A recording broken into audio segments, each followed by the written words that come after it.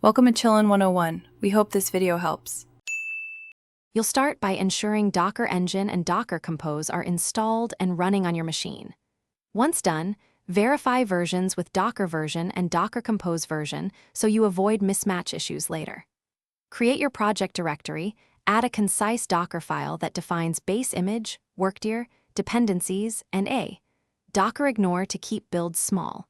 Make sure to choose a minimal base image for smaller layers. This sets a reproducible foundation, so builds behave the same across environments. Now you'll build and connect services. Write a multi-stage Docker file to separate build artifacts from runtime image, which reduces size and attack surface. Then define services in Docker Compose. IML, specifying image, build context, ports, volumes, and networks. Once composed, Docker Compose Up will orchestrate linked containers. Make sure to use an env file for secrets and environment variables to avoid hardcoding.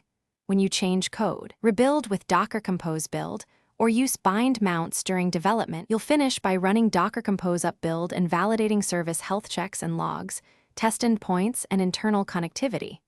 Once stable, tag and push images to your registry and integrate image builds into CI/CD for automated deployments. Optimize images by squashing layers and removing dev deps.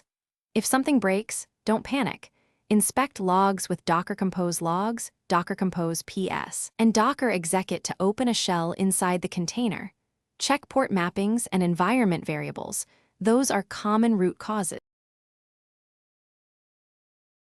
Thanks for watching. Consider subscribing if we helped you.